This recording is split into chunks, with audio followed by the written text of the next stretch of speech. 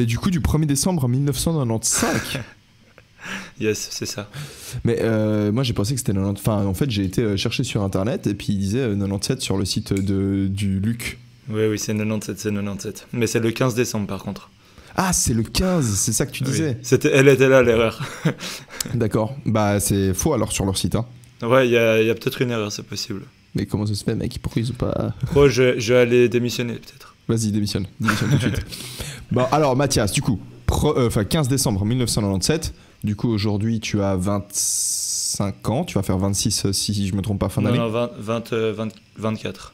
Mais moi non plus, je me rappelle jamais de mon âge. C'est un truc que j'oublie de fou, mec, c'est abusé.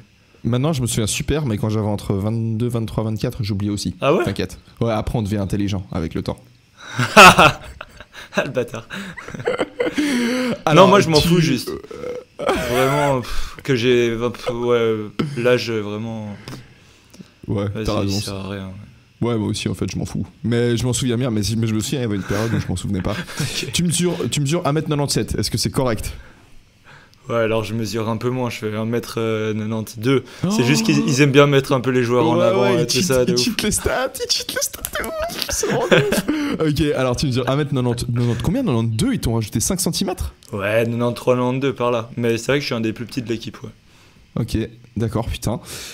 T'es youtubeur aussi. Alors est-ce qu'on va revenir un petit peu là-dessus? Tu vas nous expliquer si c'est ton occupation principale ou non.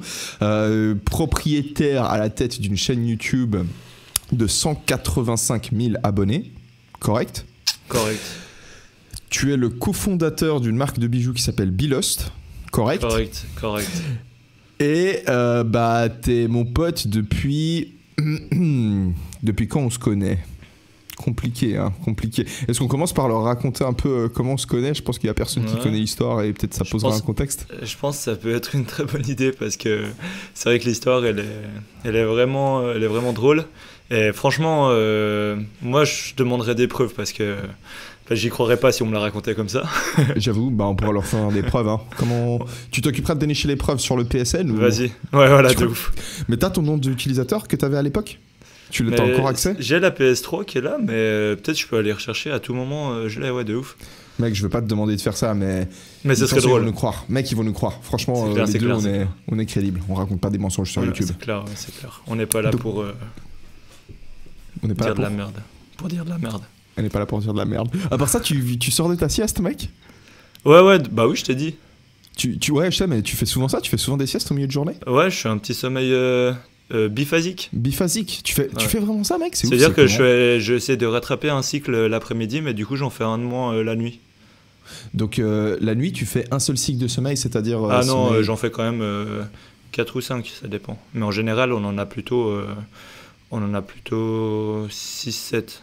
Ouais, non, 5, 6. Et moi, j'en fais 4, 5. Mec, ça m'intéresse de fou. Comment t'as commencé à faire ça? Comment tu comptes ton nombre de cycles? Et puis, comment ça se passe? Mais en fait, un cycle de sommeil, c'est du coup 1h30. Et pour ceux qui veulent du coup avoir l'impression de se réveiller en forme, etc., je vous conseille de mettre votre réveil dans un multiple de 1h30 le matin. Donc comme ça, vous finissez vraiment votre cycle quand votre réveil sonne. Parce que si vous vous réveillez au milieu d'un cycle, c'est là où tu te sens mal le matin, même si tu as dormi plus. Et des fois, c'est plus intéressant du coup de mettre ton réveil genre une demi-heure avant. Comme ça, tu débutes pas un nouveau cycle et tu te réveilles avant que celui-ci démarre. Donc j'essaie vraiment d'optimiser un peu mon sommeil par rapport à ça. Et le fait que j'ai 2 entraînements, même 3 entraînements par jour en ce moment, je suis obligé de rattraper un cycle l'après-midi aussi parce que sinon je m'en sors pas. Et aussi, c'est quelque chose qui me convient bien et ça me permet de me lever le matin aussi pour travailler assez tôt. Et voilà, ça dépend un peu des heures où je me lève et puis voilà, c'est cool. Mec, j'ai une tonne de questions. Du coup, c'est pas comme les turbo-siestes où tu vas faire un truc de 20 à 30 minutes.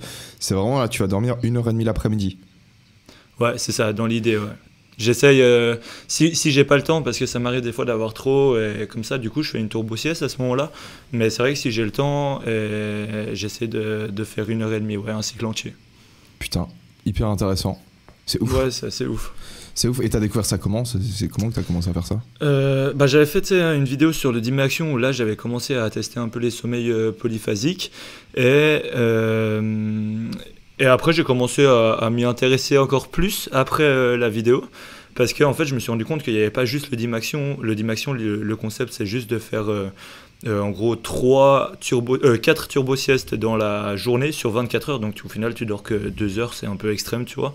Mais tu as plein de sommeils polyphasiques qui peuvent être hyper intéressants. Tu as par exemple le triphasique avec 2 turbo-siestes et quand même 6 heures de sommeil. Et après, moi là, je suis en train de tester juste le biphasique. Et c'est celui qui me convient pas mal, honnêtement, de dormir presque comme tout le monde la nuit. Donc presque 8 heures, mais du coup plutôt... Je dirais 7h30 ou alors 6h. Entre 6h et 7h30, ça dépend du coup à quelle heure je suis censé me lever. Et du coup, après l'après-midi, je refais 1h30 et ça, c'est un sommeil biphasique. C'est un peu ce que je suis en train de tester en ce moment et c'est celui qui me convient le mieux. Le triphasique, j'aime pas trop parce que les turbo-siestes, je sais pas, c'est un truc, ça me met dans le dur quand je me réveille, ça me saoule un peu. Et voilà. Ouais, justement, c'est ce que Enfin, moi, j'ai jamais testé biphasique du coup, comme tu fais, c'est-à-dire de dormir réellement 1h30 l'après-midi. Mais quand je fais des turbo-siestes, enfin, je préfère une journée où j'ai bien dormi 8 heures et ensuite je reste réveillé pendant les 24, pendant les 16 heures restantes.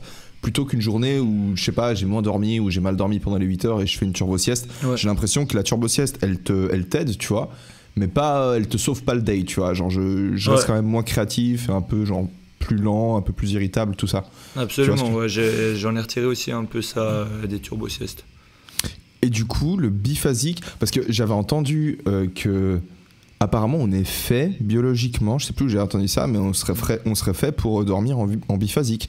Je crois que les gens, ils ont en fait un pic, je pense pas que ce soit un pic de mélatonine, mais en gros, aux alentours de 13-14 heures, pas nécessairement à cause d'une hypoglycémie réactionnelle ou qui est liée du coup à la digestion, enfin, au fait, à l'assimilation du sucre, enfin non, au retrait du sucre dans le sang par l'insuline. Ouais. Mais vraiment, même si les gens mangent pas, aux alentours de 13-14 heures, ils ont quand même un peu de sommeil qui arrive, parce qu'apparemment, on serait fait pour vivre comme ça. Genre, on aurait vécu comme ça pendant longtemps. Et moi, en vrai, j'essaie souvent de la faire justement après manger, comme ça, je profite justement de cette fatigue un peu liée à la digestion, qui m'endort tout simplement. Et comme ça, quand je me réveille, par contre, je suis monstrueux sur les 5-6 heures que je travaille avant d'aller à l'entraînement, et je suis bien à l'entraînement aussi. Donc pour ça, c'est trop bien en vrai.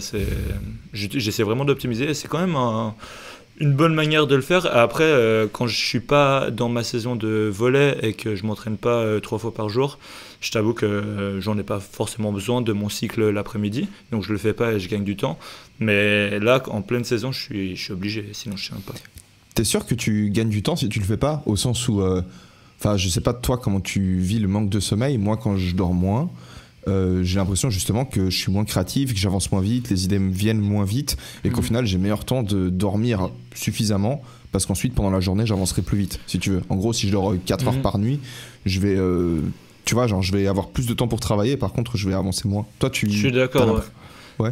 Je pense qu'en dehors de la saison, j'ai plus tendance aussi à peut-être faire directement mon dernier cycle la nuit. Comme ça, c'est fait. Et puis après, je suis là, tu vois, genre, c'est pas que je dors des heures pas possibles, genre très peu quand je suis en saison non plus. Hein, tu sais, je dors quand même 6 heures.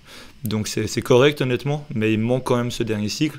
Et je pense qu'en dehors de la saison, des fois, je dors 7h30. Et puis là, c'est correct pour toute la journée. Si je veux faire une turbo-sieste, je me sens un peu fatigué ou quoi, à ce moment-là, je fais la turbo-sieste ou comme ça. Mais en général, c'est vrai que c'est mieux En fait, je me suis rendu compte que être fatigué, c'est vraiment pas un bon bail.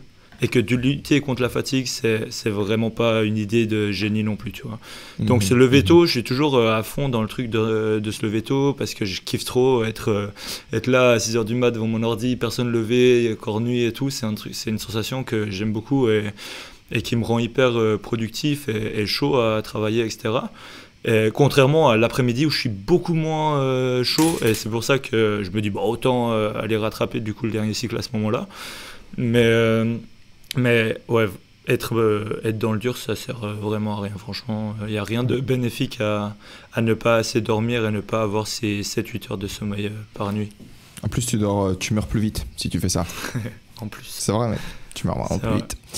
Bref, Mathias, merci beaucoup du coup pour ce truc-là. C'est hyper intéressant. La prochaine fois du coup que j'aurai bah, que j'aurai un coup de fatigue l'après-midi, plutôt que de taper une turbo sieste, bah, j'essaierai carrément de balancer 1h30, voir comment ça se passe, avoir une phase complète de sommeil. C'est hyper intéressant, mec. Gros, je savais même pas que tu faisais ça, en fait. Genre, j'avais aucune idée que tu faisais ça, mais ça m'intéresse beaucoup. Je vais en parler dans ma prochaine vidéo, je voulais en parler. D'accord. Bah, c'est aussi pour ça que je le teste. C'est ta prochaine vidéo, du coup, c'est quoi? T'as prévu de faire quoi? Je vais faire une semaine comme Cristiano Ronaldo. D'accord. Du coup, voilà, dans un peu la lignée des vidéos que j'avais fait avec The Rock et Elon Musk. Okay. Cristiano Ronaldo, c'est celui qu'on m'a le plus demandé et qui est quand même un personnage genre vraiment monstrueux et au niveau de tout ce qu'il a fait, c'est incroyable. Genre vraiment, c'est incroyable. Et il a aussi un style de vie assez parfait et très justement très, très recherché quand même par les gens. Donc j'ai bien envie d'informer un peu les gens par rapport à tout ce qu'il fait, etc. Et faire comprendre aussi genre la pression que ce mec doit avoir, parce que ça doit être inimaginable, je pense.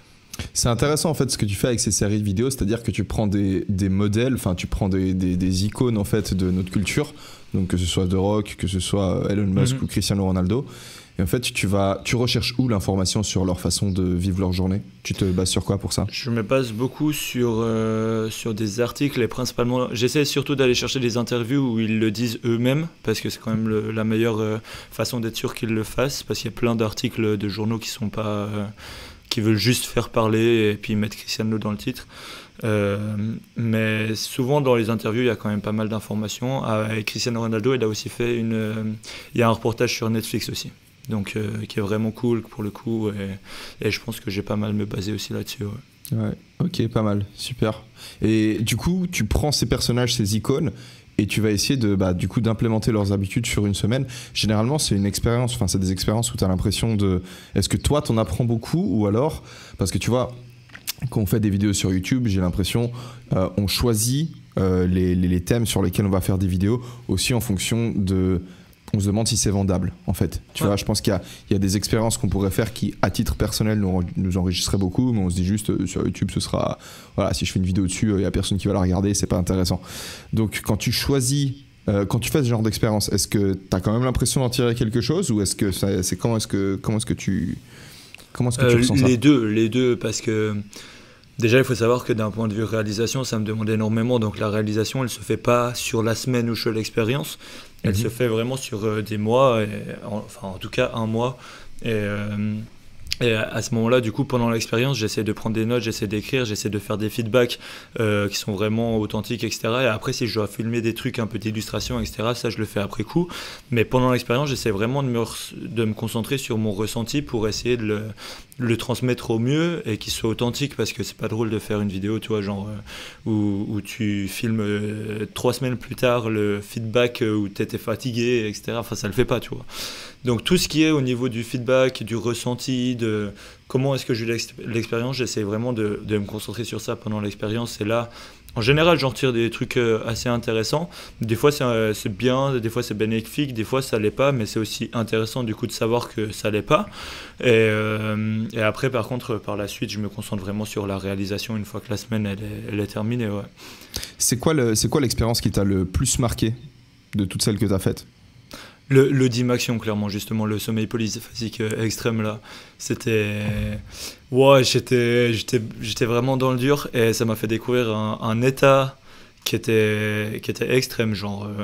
et je me suis rendu compte aussi de l'importance vraiment du sommeil, à quel point on en a besoin, et à quel point, genre, quand tu l'as pas, à un point aussi extrême, tu deviens désagréable de fou, tu parles mal, t'es pas toi, t'es pas serein, t'es pas bien dans ton corps. Et franchement, c'est là où vraiment je me suis dit, mais wow, sans ça, laisse tomber, en fait. Oublie cette idée de pas dormir, tu sais. C'est à quel moment de l'expérience où tu t'es réellement... Enfin, où t'as pu justement retirer quelque chose de réellement intéressant à ce niveau-là? Il y a un moment dans cette expérience particulière où vraiment tu t'es dit, putain, là, j'apprends quelque chose sur moi-même? Bah déjà la première nuit en plus c'était horrible parce que tu sais, tu fais quand même une sieste à minuit et après une sieste à 6h. Du coup de minuit et demi jusqu'à 6h du matin tu taffes et t'es tout seul. Et en fait j'ai ressenti tout d'un coup un sentiment d'extrême solitude durant ces 5h30.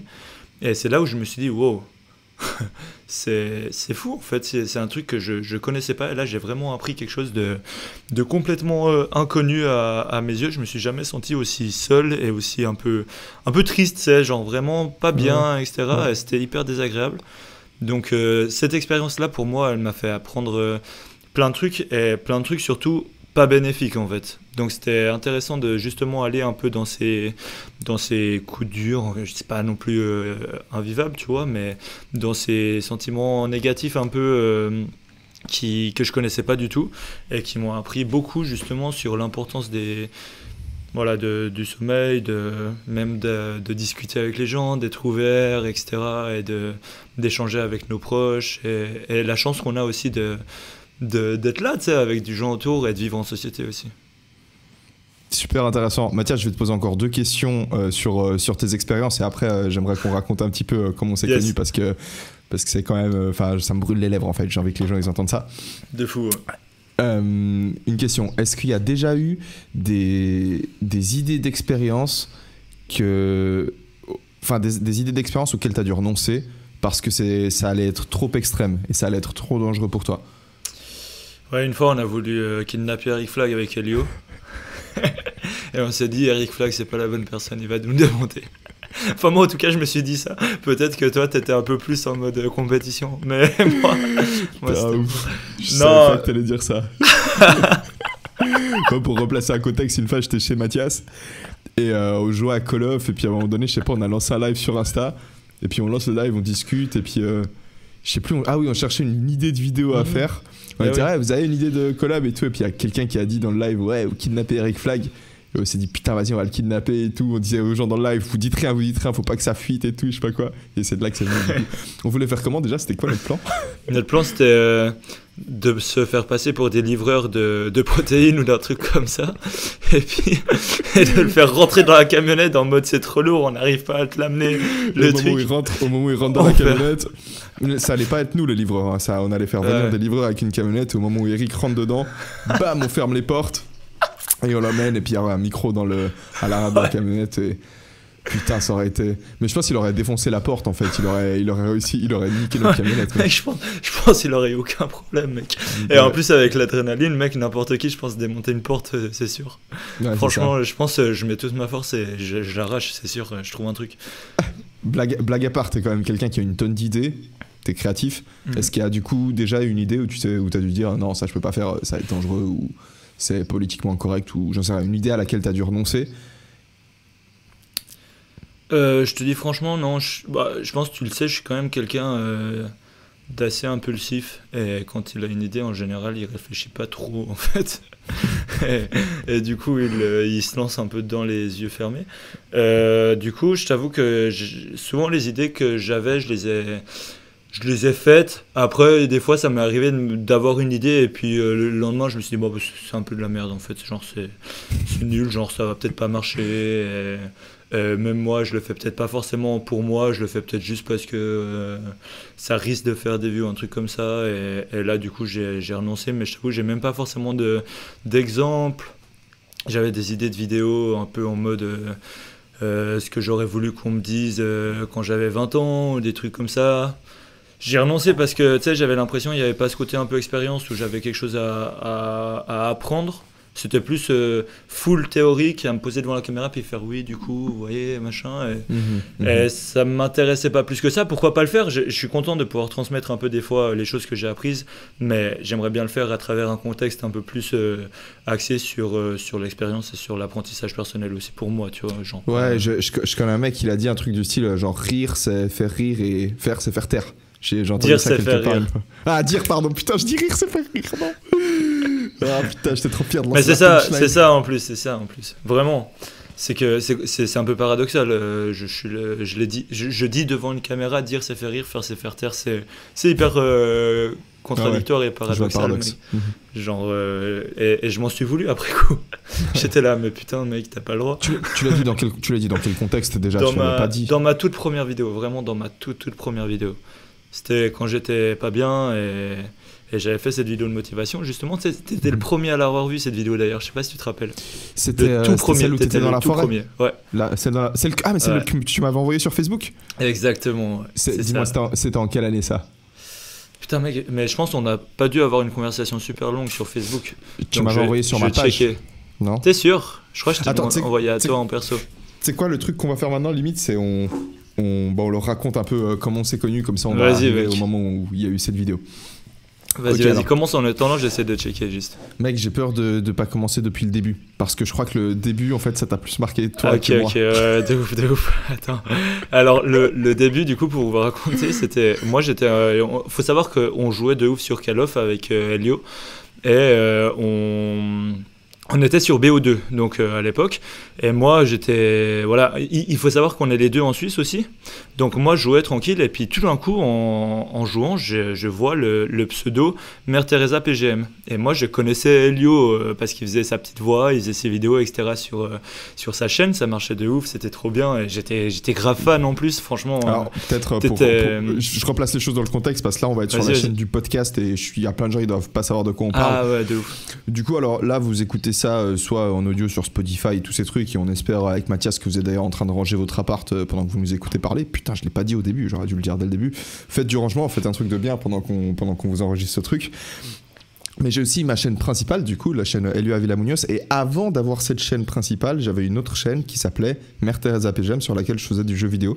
C'était une chaîne que j'ai ouverte en 2010-2011 et que j'ai eu jusqu'à fin 2013. J'ai arrêté, je pense, en été 2013, quelque chose comme ça. Après, j'ai sorti 1-2 vidéos, genre du Clash of Clans. Enfin, j'ai fait un voyage en 2014, tu vois, et après, gentiment, la chaîne est morte. Mais du coup, entre 2011 et 2013, je faisais du jeu vidéo, et puis je m'enregistrais en train d'arriver dans les accueils du multijoueur de Call of, et je prenais une petite voix, et je parlais avec les autres joueurs. Et le but, c'était de les faire réagir, en fait, de les faire rire, de les faire s'énerver. Enfin, j'interagissais avec eux, je regardais comment ça se passait. Et ensuite, c'était de l'impro. Je regardais comment ça allait. Du coup, Mathias, tu connaissais ce truc-là? Exact. Du coup, attends, parce que j'ai retrouvé le message. Du coup, si jamais le premier message que je t'avais envoyé, il était le 1er novembre 2015. Et c'était sur ma vidéo où je faisais des petits effets spéciaux. C'était pas ma vidéo de street workout, en fait. Ok. Enfin, de street workout, on s'entend, tu vois. Mais ça, c'est pas le premier message que tu m'as envoyé, du coup, ou si? Ça, c'est le premier que je t'ai envoyé, ouais. Mais c'est le premier que tu m'as envoyé sur Facebook? En 2015, sur Facebook. Ouais, mais on s'était déjà parlé avant sur la Play plein de fois, tu vois. Oui, alors voilà. Alors, là, on a commencé, on a mis un point au milieu, mais il faut revenir quand même bien avant sur la Play. Quand moi, j'étais en train de faire ma game tranquille, et tout d'un coup, je tombe dans un lobby et je vois Mère Teresa PGM. Moi, je me suis dit dans ma tête, putain, le gars, il fait des vidéos de ouf. Et à chaque fois, en gros, tu trolls des mecs qui sont un peu naïfs et qui sont un peu jeunes. Et je me suis dit, mais vas-y, je vais l'aider à lui faire une vidéo de malade. Donc, je vais passer un peu pour un bouffon et je vais clairement rentrer dans son jeu. Et au début, franchement, je t'ai vu, mec, j'ai mis mon micro, mais instantané. Et j'ai commencé à parler, j'ai fait, ça parle un peu français par là. Et puis, et toi, un peu de builder, en fait. Ouais, voilà, de ouf. De ouf. J'ai fait exprès. Et après, et tout d'un coup, là, quand je vois que tu réponds avec ta voix et tu fais oui, moi je parle français. Enfin, je la fais vraiment pas aussi bien que toi pour le coup. Tu veux t'as capté, vas-y. Moi je parle français. Voilà, exactement. Je suis mort. Et du coup, quand je t'ai entendu répondre, j'ai fait oh. Genre, c'est sûr, c'est pas un fake, genre, il y a aucun doute maintenant, genre, c'est sûr que c'est toi. Donc moi, j'étais refait, et du coup, on a conversé tous les deux. Et clairement, moi, j'ai continué à jouer un peu dans ton jeu, tu vois. On a conversé? T'es sérieux, là, mec? Ça se dit pas. Ah si, ça se dit, mais genre, enfin, ok, on a conversé. D'ailleurs, si tu veux. Écoute, moi je suis un gars de la haute société, mec. Ok, bien sûr, mec. Ok, alors on a conversé du coup. On a conversé. Voilà, on a discuté un peu, mais en jouant tout le long. Et clairement, en fait, toi, t'étais en train de faire une vidéo. Enfin, c'est comme si tu jouais et tu faisais le même jeu que tu faisais dans tes vidéos. Mais je me rappelle, tu filmais pas à ce moment-là, donc tu le faisais juste un peu pour le délire et pour le troll, en gros. Et Donc moi, quand je continue à jouer un peu au jeu, et puis tout d'un coup, il faut savoir que j'étais en train justement de regarder une de tes vidéos, genre juste entre deux parties, tu sais. Donc j'avais ta chaîne vraiment sous les yeux. Et à un moment, je te dis, ah, tu sais que je fais des vidéos sur YouTube, machin, et tout. Et dans ma tête, j'étais là, putain, si le gars, il va voir mes vidéos, ça peut être cool, parce que je faisais du gaming aussi. Et après, tout d'un coup, tu me dis, ah, mais mec, moi aussi, j'en fais. Si tu devines mon nombre d'abonnés, je t'ajoute en ami. Et moi, franchement, je te jure, j'avais vraiment ta chaîne sous les yeux. Et du coup, j'ai pu te dire le nombre, mais exact. Au moment où tu m'as demandé ça, genre même pas eu besoin d'attendre 3 secondes et je t'ai sorti le nombre exact. Du coup, toi, t'as halluciné et tout d'un coup, t'as repris ta voix normale et t'as fait « Ah, le bâtard !» un truc comme ça. Et après, tu m'as ajouté en ami et on a commencé à jouer un peu des fois. Je me rappelle, t'avais ta team G8 là et on jouait. Enfin, des fois, je te rejoignais parce que tu m'invitais pas. Et j'étais content. Du coup, de là, pendant longtemps, on a joué ensemble. Ouais, et moi, c'est ça. Et en fait, ce qui est dingue, du coup, c'est que ton pseudo, moi, jusqu'à aujourd'hui, en fait, je m'en souviens. Parce qu'en fait, on a quand même beaucoup joué ensemble, tu vois. Mais moi, je savais pas qui t'es, je t'avais jamais vu. Ouais. Un jour, il y a un mec qui m'a envoyé une vidéo. Je sais plus où c'était sur Twitter ou autre. Un mec qui m'a envoyé une vidéo de toi. Je crois que vous étiez en colonie de vacances ou un truc comme ça. Ouais. Il m'avait envoyé une vidéo de toi. Il m'a dit, ah, c'est Matin97 et tout. Et c'est la première fois que je t'avais vu. Mais il faisait sombre, en fait. Vous étiez dans un dortoir. Tu te souviens? Ça te dit quelque chose? Mais mec, je savais pas qu'on t'avait envoyé cette vidéo. Mec, il y a un gars qui m'a envoyé une vidéo. Et puis, genre, du coup, j'avais vu une vieille vidéo de toi comme ça. Oui, je me rappelle de cette vidéo de ouf. Et ensuite, je pense moi, j'ai arrêté de jouer à la Play environ plus ou moins en 2000. Attends. Je pense 2015, ça a été la dernière année où j'ai joué à la Play. Peut-être début 2016, j'y joue encore. Et en 2016, du coup... En fait, non, c'est faux. Moi, j'ai arrêté de jouer à la Play début 2015, en réalité. Je pense. Hein. Ouais, Parce que sinon, je t'aurais pas écrit à ce moment-là. Parce que t'as commencé à HEC après, il faut savoir. Voilà. Et tu t'es retrouvé à côté de ma sœur, dans l'amphithéâtre. Et tout d'un coup, ma sœur, elle est rentrée à la maison une fois à midi, je me rappelle, elle m'a fait j'étais à côté d'un gars, il fait des vidéos, machin, il s'appelle Elio et tout. Puis moi, je fais oh tada. Ouais, je me souviens du jour, du coup, ta sœur est venue me voir et puis elle m'a dit ah, mon frère, il te connaît. Et du coup, j'étais là, ah putain, voilà, c'est sympa, c'est stylé. Et ensuite, on s'est croisés pour la première fois physiquement. Alors, je vais peut-être me tromper, tu vois, mais d'après moi, on s'est croisés pour la première fois physiquement à Chaudron, si je me souviens bien, c'est ça? Exactement, c'est ça. Ouais, exactement. Et puis, t'étais venu c'était déjà pour quoi? Parce que quand j'ai discuté avec ma sœur, elle m'a dit, ah, mais lui, il est vraiment super sympa et tout. Et il va s'entraîner des fois à Chaudron, donc si tu veux aller, peut-être, je suis sûr qu'il serait chaud, tu vois. Donc, je t'avais écrit, je t'avais dit, ouais, il y a moyen et tout. Et tu m'avais dit oui bien sûr viens faire du street workout. Moi je n'ai pas du tout faire du street workout, je venais voir Elio mais... et du coup je suis venu et on s'est entraîné ensemble. Et après vers la fin de l'entraînement ah oui, mais ce qui s'est passé en plus entre deux, c'est que tu avais fait une fois en live sur Twitter. Ouais. Et sur Twitter, j'avais dit, ah, si jamais c'est Matin97, tu peux me faire une petite dédicace. Et du coup, tu as fait, ah, toi, le gars qui parle, machin, sur la Play, avec qui. Enfin, je connais ton pseudo et tout. Et après, quand je suis arrivé à Chaudron, à la fin de l'entraînement, je suis arrivé vers toi, puis j'ai fait, mec, ça te dit quelque chose, Matin97? Et là, toi, t'as fait ouais, ça me dit quelque chose, genre un gars qui joue à la Play avec moi. Donc là, on parle du moment. Enfin, Chaudron, c'est là du coup, je faisais du street workout. C'était autour de 2016. Matin97, c'était en 2014. Tu vois, 2014. Ouais, c'était en 2014 en fait. Donc, ça faisait 2 ans que j'avais plus entendu ton pseudo de nulle part en fait, ou peut-être une fois du coup, comme t'as dit, sur un live sur Twitter, qui devait être entre les deux, tu vois. Mais tu vois, des pseudos, genre quand tu joues à la Play, t'envoies 1 milliard, tu vois, tu joues avec une tonne de monde. Ouais, Matin97, je l'avais dans la tête. Et tu me dis, ouais, ça te dit quelque chose. Et là, mec, au moment où tu me le dis, c'est à ce moment-là que tu me l'as dit. Hein. Non, c'est faux. C'est complètement faux, mec. C'est complètement faux. Moi, je me souviens à Chaudron, je savais pas que c'était toi. Moi, j'ai appris que c'était toi quand on était au bord du lac avec Eric, Christelle et l'ex Eric. C'est vrai. C'était là que j'avais appris ce truc. Je crois à Chaudron, en fait, tu m'avais. Enfin, je sais pas, mais genre. Je t'avais peut-être demandé, peut-être tu m'avais dit, ouais, ça me dit quelque chose, mais peut-être je t'ai pas dit, ah, c'est moi ou un truc comme ça, tu sais. C'est possible, ouais. Et du coup, t'as dû bader, t'as pas tilté, en fait, je pense. Ouais, t'as pas fait le lien entre Mathias et Matin97, du coup, à mon avis. J'ai vraiment fait le lien à 0%, en fait. C'est ça, Ensuite, bon, on a continué à se fréquenter parce que toi, tu t'entraînais des fois, du coup, soit au centre sportif de l'Uni, soit du coup à Chaudron. Je pense que t'as dû revenir à Chaudron quelques fois. Ah ouais, j'étais revenu, ouais. Et un jour, c'est là je peux raconter ce jour-là. Ou alors non, peut-être du coup faudra raconter l'histoire de ta vidéo, où tu m'avais envoyé une de tes vidéos. Ouais, alors à ce moment-là, entre deux, je pense que je t'avais envoyé ma vidéo, mais là on commençait quand même à se connaître vite fait, mais tu me connaissais vraiment de Mathias, pas de Mathilde97. Et du coup, je t'avais demandé si tu pouvais me donner ton avis sur la vidéo de motivation que j'avais faite. Et du coup, tu m'avais fait un audio, genre vraiment pire cool, 2 minutes de full critique constructive pour ma vidéo, et c'était trop bien. Et après, on a continué à s'entraîner ensemble. Et là, on en est arrivé justement quand même bien plus loin, parce que c'était déjà ma vidéo sur le side flip. Donc, j'avais déjà fait 2 vidéos de street workout sur l'échec avant la réussite. Et après, on a fait justement cette journée ou cette soirée, je crois, au bord du lac. Ouais, exactement. Et ça, c'était. Mais attends, c'était genre en 2017, un truc comme ça, tu vois. Ouais, exactement, je pense. Donc en gros, on s'était rencontrés pour la première fois, genre en 2013-2014, par là, où on avait joué à la play ensemble. Ouais. Et en 2017.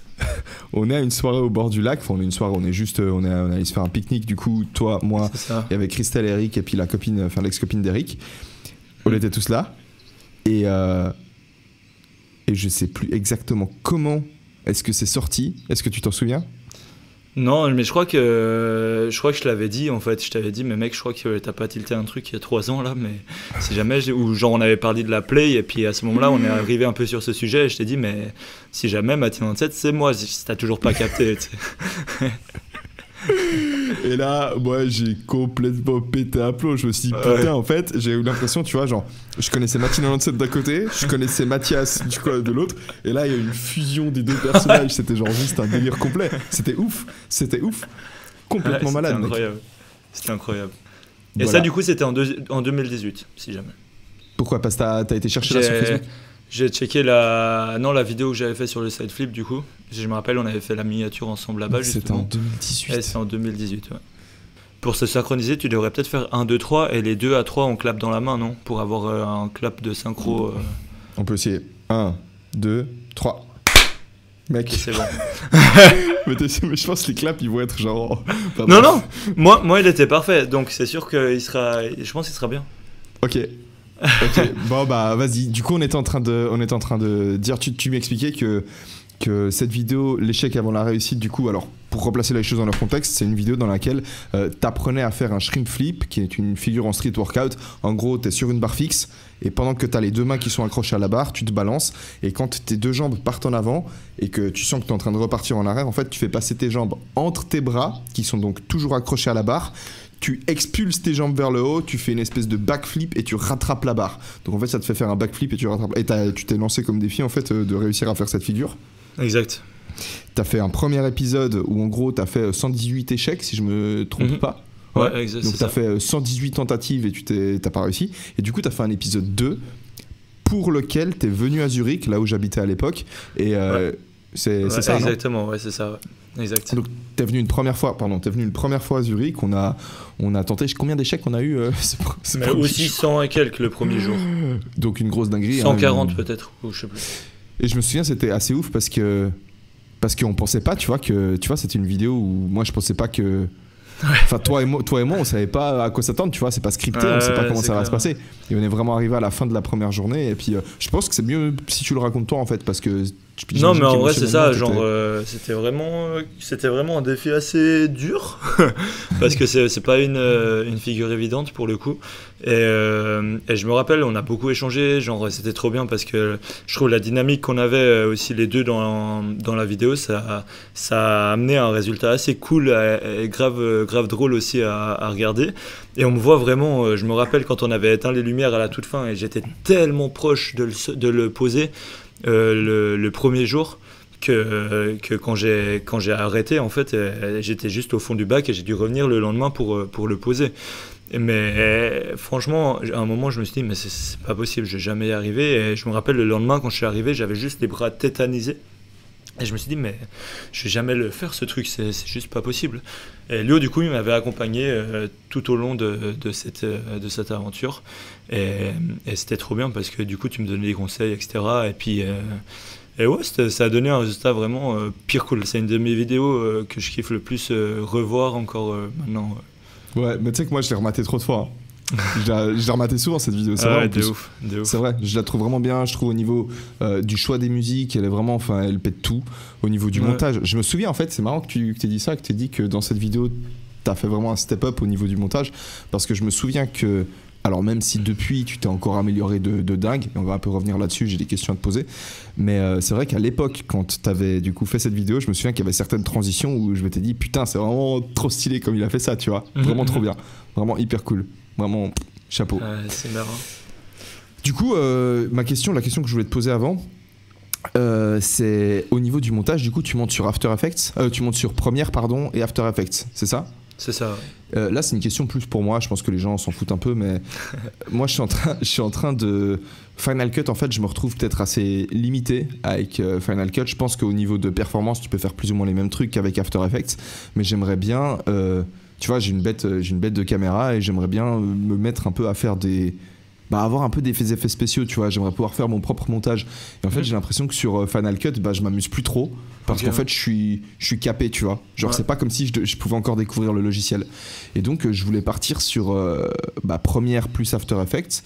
Mais Premiere, j'ai l'impression que Adobe Premiere, il bug tout le temps. J'ai l'impression que tout le monde a des problèmes avec. Qu'à chaque fois que tu fais un export, t'as genre des parties de fichiers qui s'échappent ou un son qui s'exporte pas. J'ai l'impression que ce soit Eric, l'ancien monteur d'Eric, ou Florentin qui travaillait avec moi, tout le monde avait des problèmes avec ça. Toi, ça se passe comment ? J'ai des fois 2-3 problèmes, mais pas non plus des trucs pas possibles, quoi. Et maintenant, je travaille à 100% avec des proxys, avec des versions allégées du coup des vidéos, et puis honnêtement, avec les proxys, ça fait vraiment bien le taf pour le coup.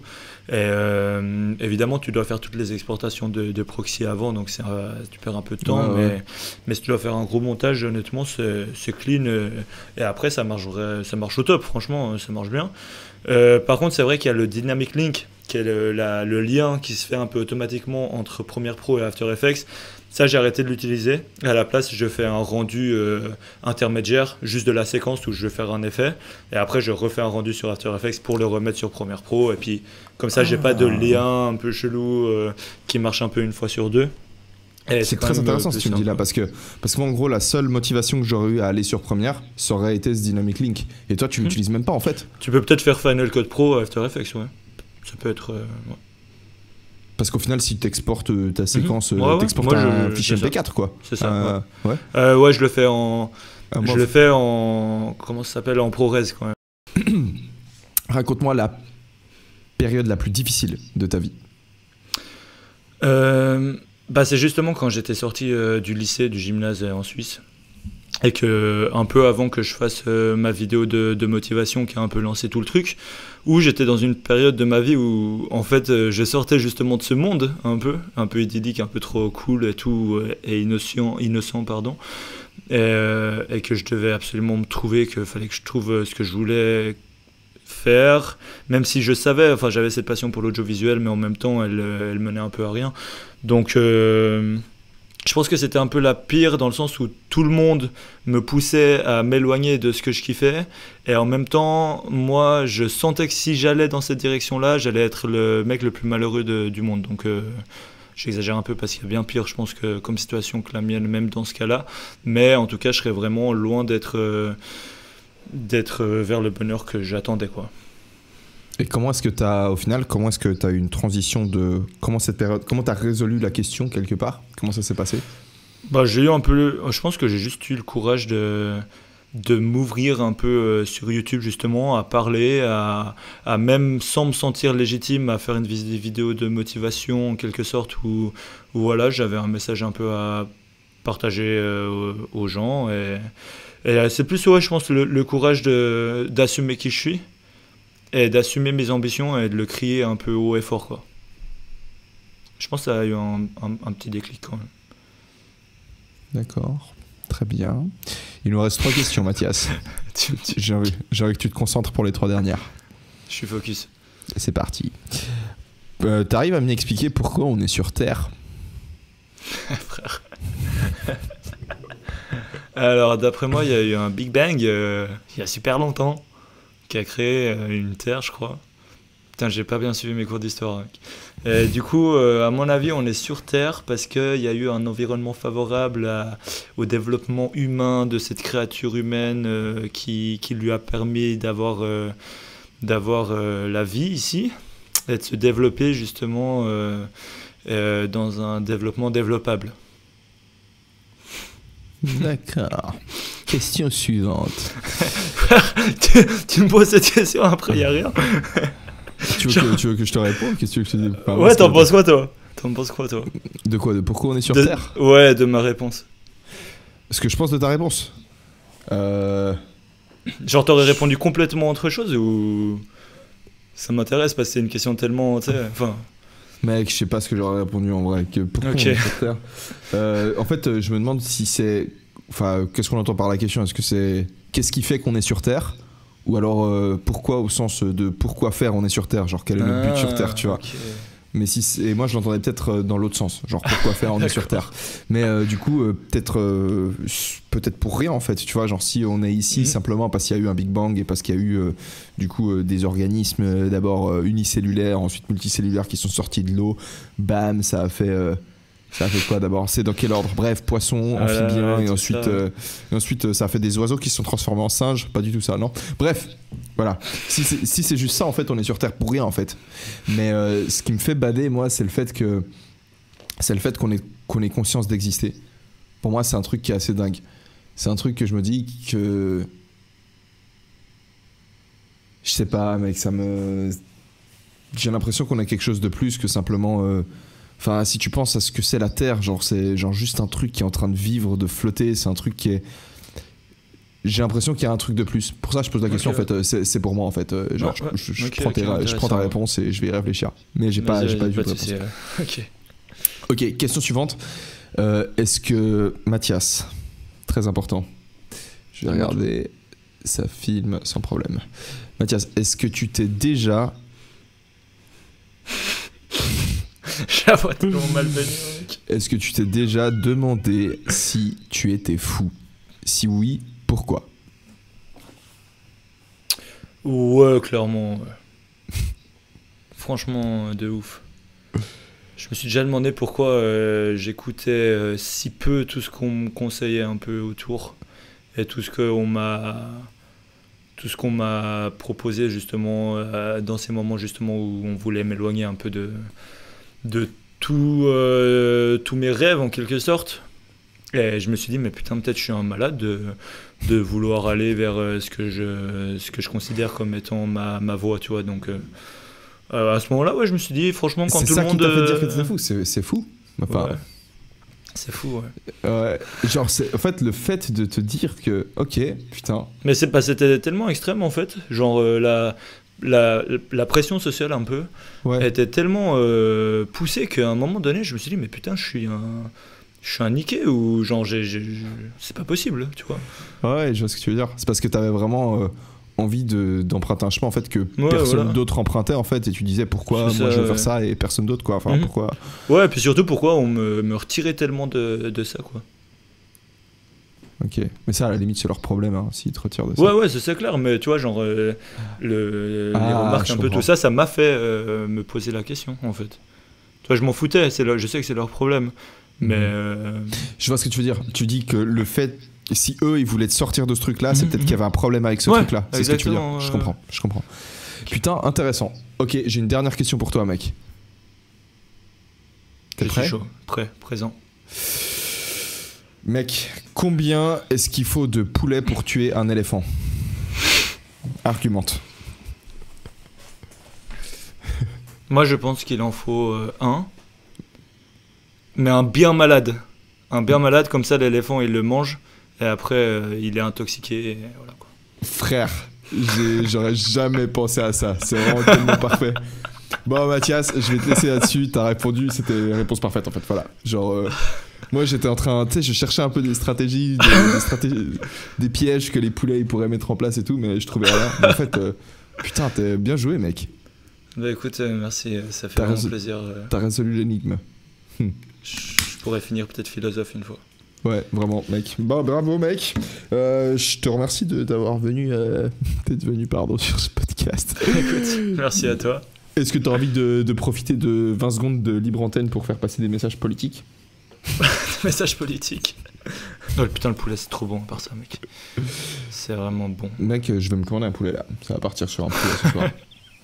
Bon, bah écoutez, merci à tout le monde d'avoir suivi cette conversation avec Mathias. Je vous invite à aller le suivre sur tous ses réseaux. On n'a pas pu parler de ta marque Belost, alors que j'aurais une anecdote assez intéressante à raconter là-dessus.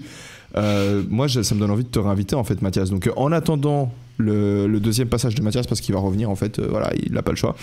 Je vous invite à passer le suivre sur Instagram, à aller regarder sa chaîne YouTube, à aller balancer de l'énorme like sur sa dernière vidéo, qui est, je vous le dis, mais vous allez jamais le regretter de la vie, est une putain de bombe en termes de montage, en termes de narrative. Il y a un fil conducteur, ça va de A à Z, c'est intéressant. Les images, elles sont dingues, on dirait des trucs qui ont été pris sur Arte. Mathias, t'as fourni un travail de taré là-dessus. Félicitations encore une fois, c'est juste fou en fait. Donc franchement, vous regretterez pas en fait. Genre, je mets ma parole sur la table. Voilà, je la mets là. Allez voir la dernière vidéo de Mathias et passez voir son contenu. Merci. Et puis, Mathias, merci encore beaucoup d'être venu. Merci à toi, chef. On dit quoi? On dit au revoir comme ça là, aux gens maintenant? On fait un gros bisou à tout le monde et puis après on se casse. Ok, gros bisous à tout le monde. J'espère que votre chambre elle est rangée. Je me casse. Bisous. Il est fou ce mec. Complètement fou. Parmi à mes abonnés. Bah voilà, tu vois. Tu vois pourquoi je suis fou. Casse. On a trouvé la réponse à la question. Yeah, c'est pour ça. Bon, vas-y mec, j'arrête l'enregistrement. Vas-y, faut qu'on